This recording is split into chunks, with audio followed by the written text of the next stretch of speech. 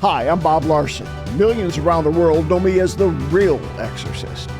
I've battled demons for 5 decades. I'm going to share with you what I've learned about how demons and the devil seek to kill, steal, and destroy. We have some events coming up. Always go to boblarson.org to get the latest information.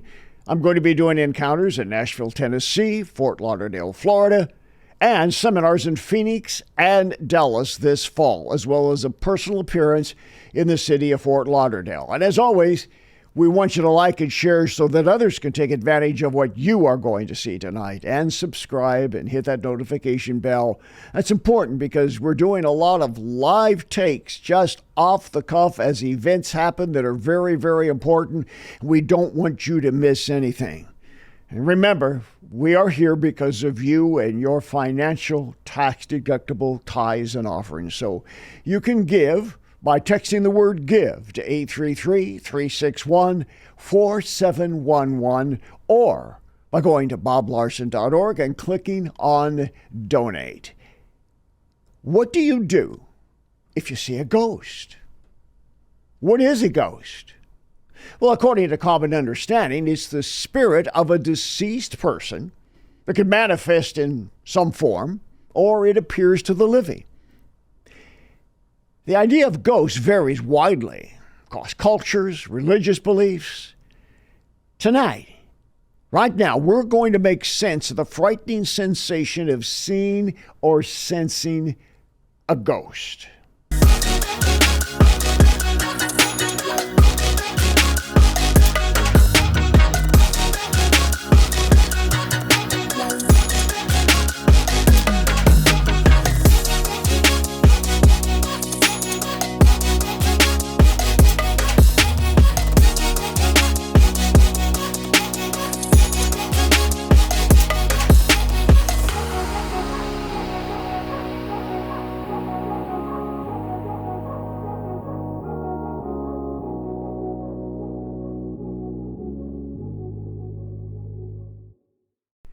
To start with, there are different ways of looking at the subject of ghosts. Let's start with the Bible.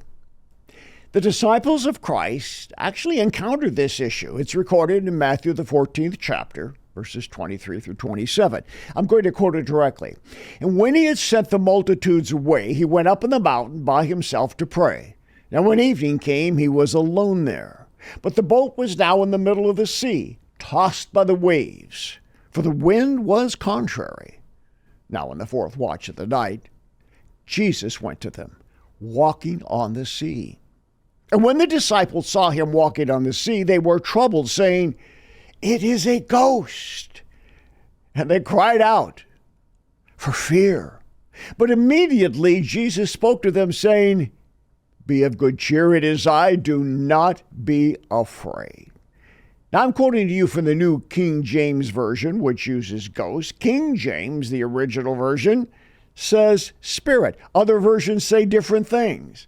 But the concept is the same, what the disciples thought they were seeing. Obviously, the Jews at that time were very familiar with the idea of ethereal beings who resembled somebody that they knew or somebody they'd known in life who passed on. The Bible doesn't tell us how these disciples concluded that they thought a ghost was on the water. Perhaps it was just a visceral, immediate reaction. In ancient times, these things were taken for granted without any attempt to give theological or philosophical context to the experience. Nobody thought about what it really was. So fast forward to our age. Ghosts are now thought of as beings with unresolved issues or business that's unfinished. That's why they've not crossed over to the eternal world, because they seek to remain in the physical realm of existence. There's a belief that some are seeking to work out things that remain unresolved at death. Some ghosts may be on a mission to seek revenge for a wrong that happened while they were on earth. Others say, well, they're trying to communicate because they have an important message for the living. Remember Scrooge and his associates in life as depicted in the Christmas Carol classic? They were trying to straighten him out by coming back as ghosts. Whether the ghost being is perceived to be benevolent or malevolent, that's not the main issue. Here's what's problematic. Determining what such an apparition is and why it would seek to accomplish something by becoming visible after death. And does that line of reasoning have any biblical basis?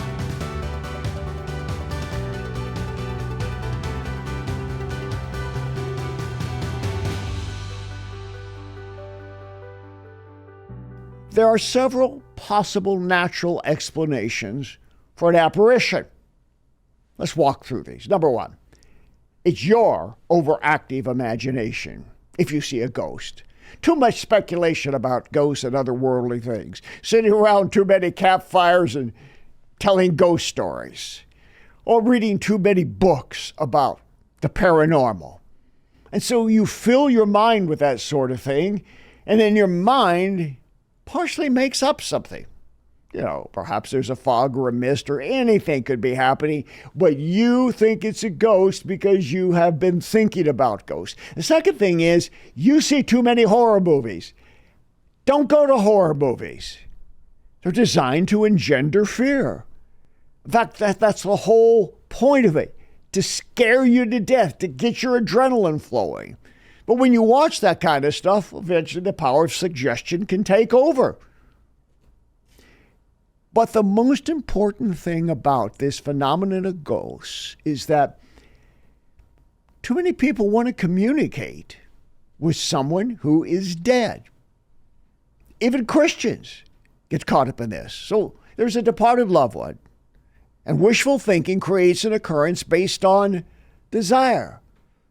You may actually go to a psychic or somebody who is supposedly metaphysically gifted in seeing into the spirit realm, and they will then tell you who this ghost was. The whole point is to get you away from biblical truth because there's pain and hurt. You've lost somebody you care about, and you just want to sense their presence again or hear from them. So that wishful thinking creates an occurrence based on desire. There's also a fourth reason. You translate a normal phenomenon into a spiritual one. So you hear a sound, a creaking floor, sounds like something is opening and closing like a door or a cabinet, or there's some woo-woo sound outside the window or up in the attic somewhere. It could be almost anything.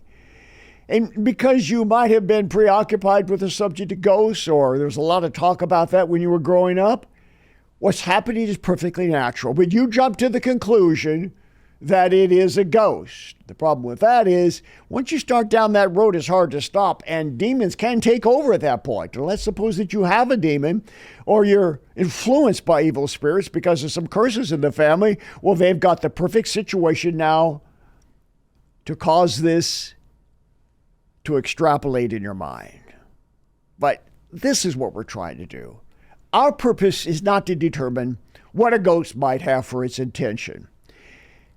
I must simply establish the fact that the existence of ghosts has been around for thousands of years. It's cross-cultural. It goes back to the dawn of civilization. This is not something that's new.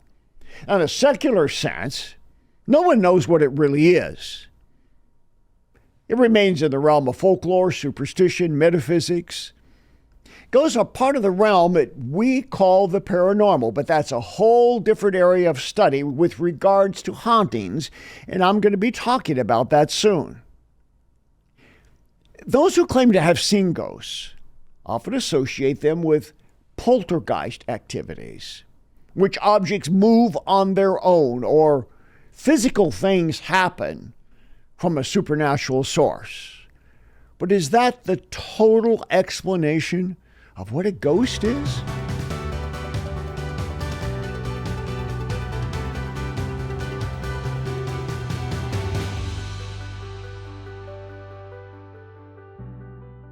How do other religions define ghosts? Because every religious belief system on earth has a belief in ghosts or something like that. And the way in which an individual thinks about the nature of a ghost depends on their spiritual zeitgeist of how they see things. In times past, very few Christian thinkers focused on the subject of ghosts, so there's not a lot of literature about this sort of thing. The idea that a ghost has unfinished business on earth, however, is conjectural, and that has nothing to do with biblical doctrine.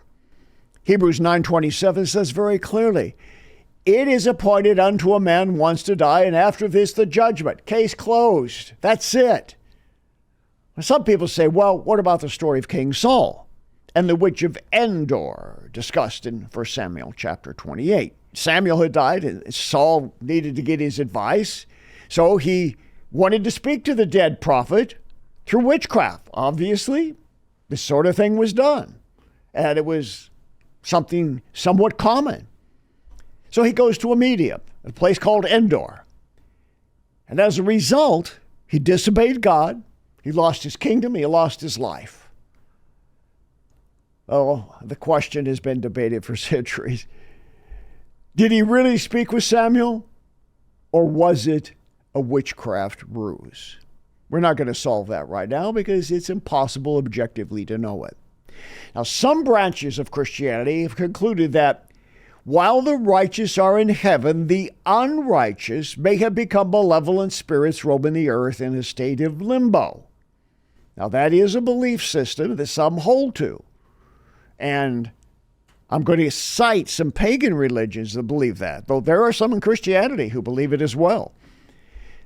But that idea is very closer to Buddhism than it is to Christianity. For example, Buddhism has the concept of what's known as a hungry ghost, a being suffering from the desires of the flesh, which were not extinguished by working out past karma through meditation. Now these beings wander the earth seeking fulfillment of these desires, or trying to get away from them by another reincarnation. Hinduism has the idea that ghosts are restless spirits. They're not able to properly escape physical existence because rituals, for example, cremation, maybe it wasn't done properly. Maybe the corpse wasn't properly spiritually disposed of, and so the spirit hangs around. And indigenous religions and cultures, which believe in animism, that all living things have a spirit, they practice ancestor worship. So in this system of belief of ancestor worship, deceased beings remain close to the living. And these departed souls have to be appeased in rituals and offerings. If not appeased, they will wreak havoc upon the living. So, if you walk into a home that's traditionally Buddhist, very often you will see. In Korean culture, Chinese culture, I've seen this all over the world, almost every home has an altar with a picture of the most revered deceased beings in the family, and they burn candles and they bring food to them every day so that the ghost of the person is properly taken care of, lest some horrible thing come upon them.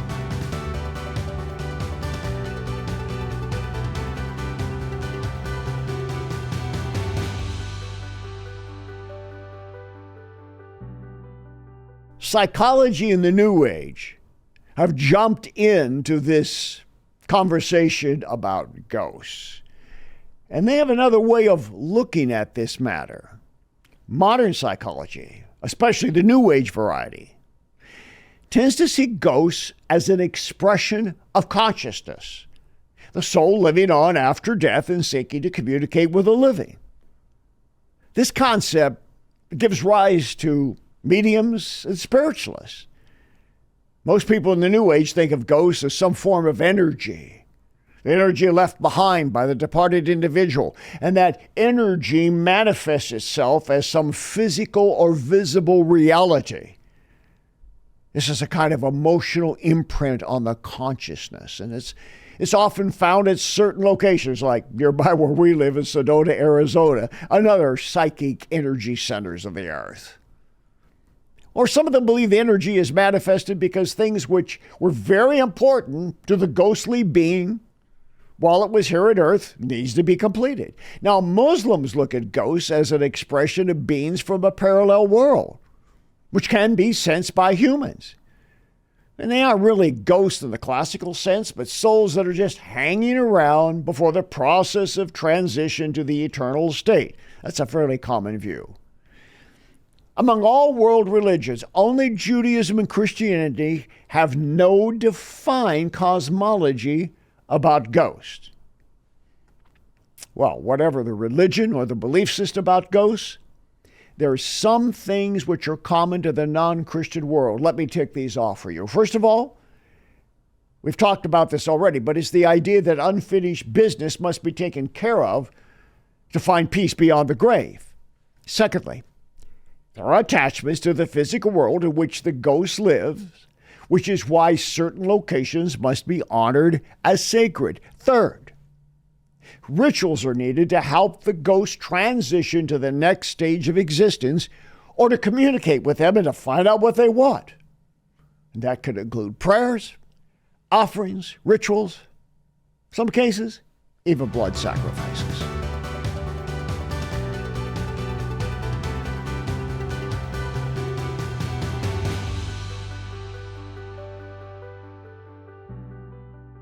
Let's take a moment and talk about what Catholics think about ghosts, because the Catholic faith has been around a very long time, and they found it necessary, particularly in medieval times and even earlier than that, to address the topic and try to figure out what's happening. So their sense of what a ghost is, their theology about it, is considerably more developed. Most Protestants think of ghosts as demons, just demonic manifestations. But Catholic theology has a different take on it. Now, I'm not saying all Catholics believe this, but these are some of the beliefs. For example, some Catholics believe that the immortal soul of an individual on death does separate from the body and faces judgment.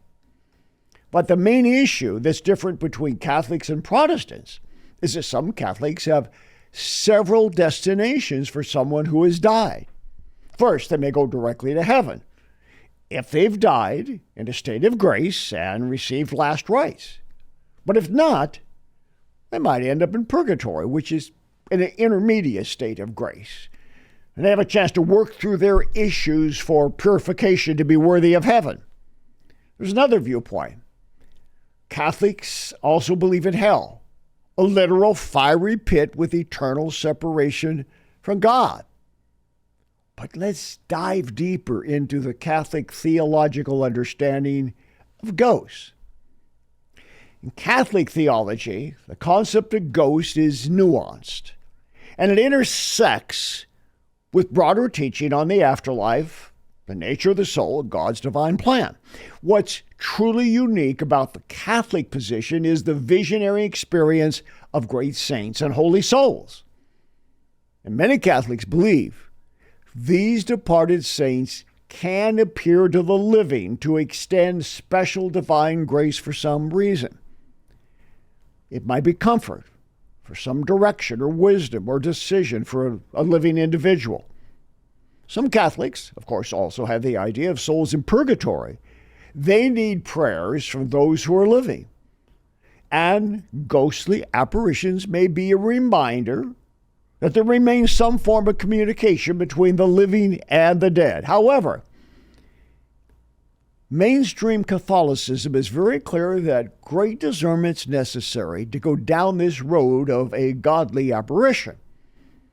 It's not as capricious as most evangelicals might think of it. Most Catholics believe that any legitimate apparition must be a very unique situation that's specifically allowed by God for a certain person. And this would not include seeking to communicate with a ghost via some paranormal investigator. And Catholics are also firm that ghostly encounters must never be automatically considered harmless. They warn that the apparition can be evil, the result of demonic forces, and in some cases, an exorcism is necessary to drive away the ghost. In fact, most Catholics have a higher developed sense of theology about ghosts and the supernatural than even evangelical Christians. So, Catholics tend to be more open to the possibility of supernatural intervention by beings beyond life. But they're very guarded about the concept of ghostly sightings because they can be superstitious or of demonic origin. And to their credit, Catholics at least have thought through the matter, whereas most evangelicals have not. And thus they're greater prey to things such as New Age communication through mediumship. And born-again believers of an evangelical stance get off in this easier because the evangelical church has not done its job to address the subject of ghosts. And that's why I'm doing it now. And this is probably the most extensive analysis of this you've ever heard. So where do I stand on the issue? Well, at Bob Larson University, I have made my position very plain, particularly in the College of Apologetics and Demonology. I'm going to pull a short clip out of the College of Apologetics and Demonology. Now, this is a tiny portion of the four curriculum department of Bob Larson University, a very small part of my teaching of the subject of ghosts. But it gives you a good idea about how I view this matter after decades of ministry and exorcism. And don't go away. I've got some final ideas about what to do if you see a ghost. And I'll share the experience I had with seeing a ghost.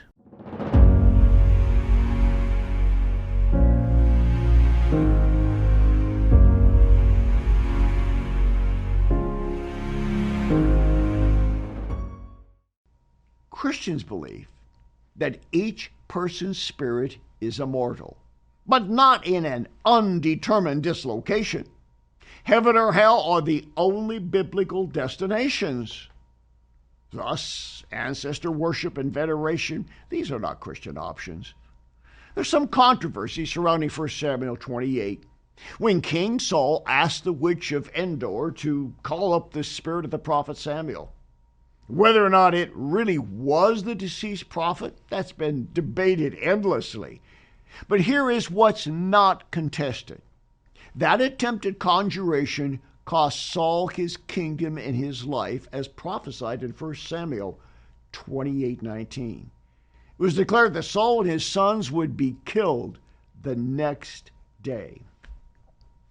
So, what are apparitions?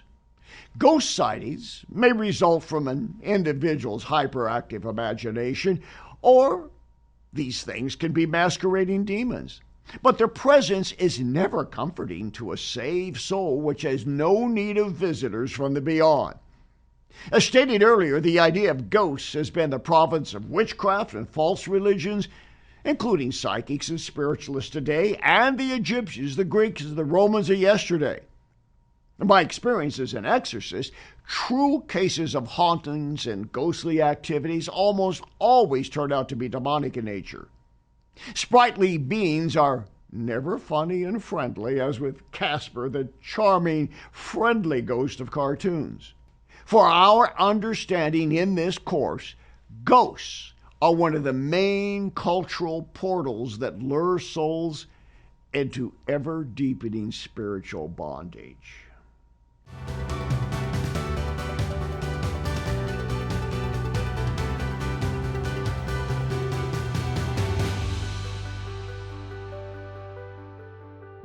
Let me give you some final thoughts about ghosts. I once saw an apparition. It was a dancing, moving, pulsating blue light in the center of my eyes. Now, I've had some vision issues over time, and I've seen a retina specialist, and I have had some eye surgery for floaters, and I see a regular ophthalmologist every few months just to make sure that my eyesight is on track.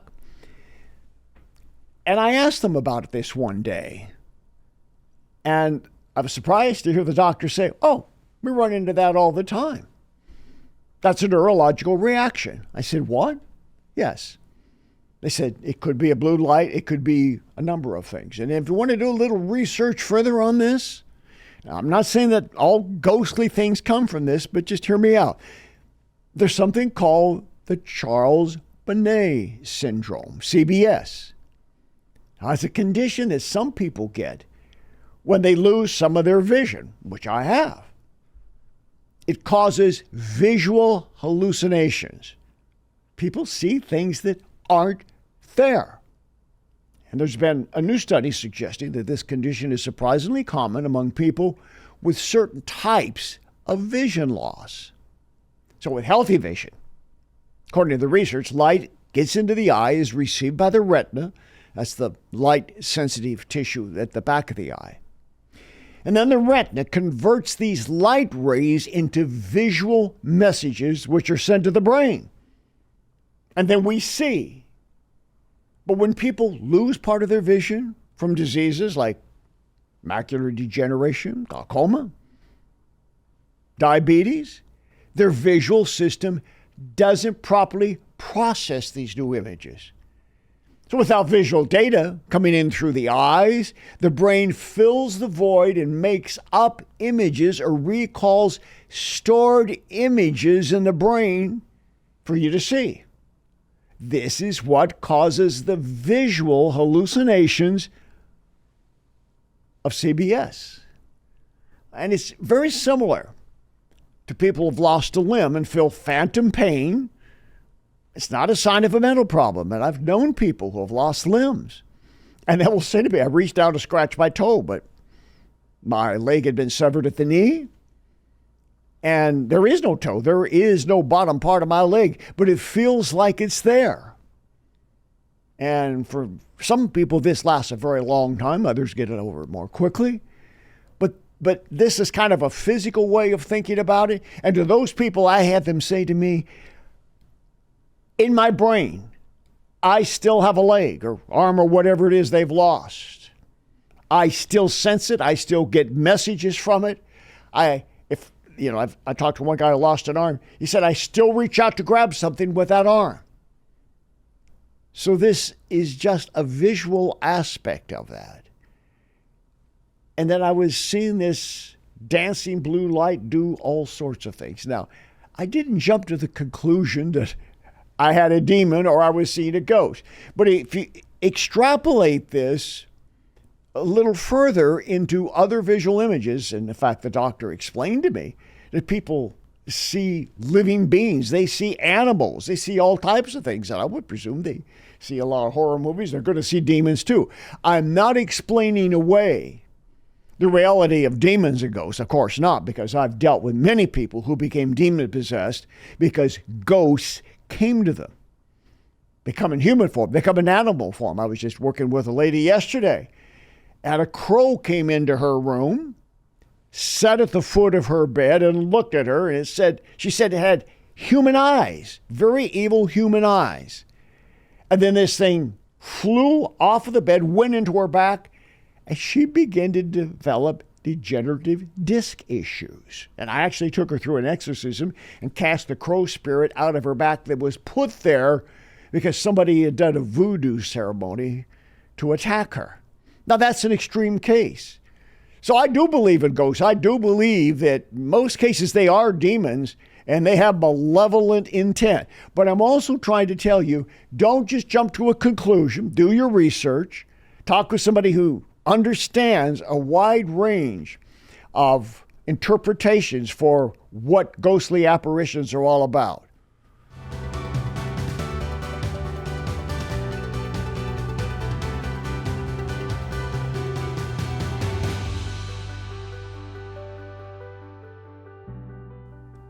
Don't just talk to anybody or somebody, and definitely not somebody who's on the wrong side of the fence theologically. So let's suppose that you've seen a ghost. So what do? If you've seen a ghost, well, I want to tell you, number one, the first thing, do not call a paranormal investigator to your house, because they're going to come out with their EV meters and a whole bunch of contraptions, and they're going to try to pick up the resonance of the ghost, some electrical impulse of some kind, and they're going to walk all over the house and look here and look there. And that's nonsense. In fact, many times those people are inviting ghosts. I'm going to do a show on paranormal investigation soon, but for right now, I'm just saying, don't call those people. They're just going to make more trouble. And the second thing is, don't make yourself more available by, for example, trying to move toward the ghost, particularly if it's looks like a departed loved one, or engaging in conversation. Stay away from it. Rebuke it in the name of Jesus. And the third thing, and this is really important, you may say, well, I think it's a demon. So you start looking on the internet, seeing who's out there talking about demons. Please don't seek a deliverance minister or an exorcist who isn't Christian or who isn't reputable and has a track record. And we've talked about this before, about everything that's out there on the internet, how easy it is to get to. And people don't vet the individuals they have pray for them. So don't just go to anybody who says they're in deliverance. You want somebody who's reputable and you can trust. And the next thing is, don't keep quiet about what happened. A lot of people will say to me, I've never told anybody about the ghost that I saw. They're embarrassed. They're afraid to talk about it because they think somebody will think they're crazy. Well, talk to me. I won't think you're crazy. Schedule a virtual encounter with me. I'll listen to what you have to say. Don't bottle this up, but find a trustworthy Christian or knowledgeable pastor. Now, this is a bit of a challenge because you want somebody who has an understanding of spiritual warfare and hopefully somebody who understands serious deliverance. So don't go to somebody who doesn't believe in deliverance or spiritual warfare, because they're probably not going to be able to help you. They're going to give you some kind of a stock answer that it's the devil and stay away from it and you're okay because you're covered by the blood of Jesus and you're born again. And they're not going to address the issue of why that thing was able to appear to you. And that's the question I always want to know. If you've legitimately seen something that's a ghost, what gave it the right to be there? Now, the blue dot of my eye was not really a ghost. But you know what? If I'd given in to unreasonable speculation about that, who knows, I might have opened the door to the devil and he might have shown me some other things, like this syndrome that I was talking about. And that could have possibly morphed into something even worse. So be very, very careful. Don't communicate. Don't try to talk to it. Don't ask it why it's there. Don't ask who it is. Just rebuke it in the name of the Lord Jesus Christ, and it should go away. If it doesn't go away, then maybe there's a legal right in you somewhere that has opened that door, and that right could be something you've done. Maybe you dabbled in the occult in the past, or it could be from an ancestral curse of some kind. Somebody who is into spiritualism. There are a lot of tough questions that need to be asked, and you probably can't ask those questions yourself. I can help you. Our associate ministers can help you. Our Do What Jesus Did teams are knowledgeable about this kind of thing. They can help you. Get in touch with us immediately. If you've seen something, follow the protocols I just gave you, the warnings I've given you, and reach out for help. If it's a psychological or a mental issue, that's one thing. If it's spiritual and the ghost is a demon, it's not friendly. It's not good. It doesn't have a message you need to hear, and there should be no communication with it. There's a lot more I have to say about ghosts and other aspects of the paranormal and supernatural. I'm going to be addressing that in some upcoming messages. So subscribe, hit that notification bell, and you will know when it's going to happen. In the meantime, if you have seen some ethereal apparition and it's scaring you and it's coming back, don't worry about it. Deliverance can set you free from it. Knowing how to properly deal with it can banish it forever. And thank you so much for the support of this ministry. You have listened and you've watched something that most of you have never really fully explored before, the way that I've presented it to you. It's like the most in-depth analysis of this topic that you've ever had. That's because we strive for depth, for excellence, for legitimacy. for trustworthiness about what we share with people. It's not off the top of our heads. We don't just spin something out there. We make sure that we deal with it properly so you have a context and an understanding biblically of what to do in navigating the demonic world in which we live today. If you appreciate that, you appreciate what this ministry is doing day after day, all day long, to see people set free in the name of the Lord Jesus Christ, support us. Share your tithe, share your offering with us, and do it right now. And again, go to boblarson.org, click on donate, or text the word give to the number that's on the screen.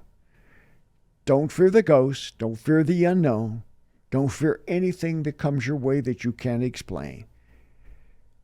Through Jesus Christ, whatever it is, you can get free, stay free, and live free. Your financial support and prayers make it possible for us to bring hope for the hurting and freedom to those in spiritual bondage. For the latest information regarding ministry outreaches, go to boblarson.org or call 303-980-1511.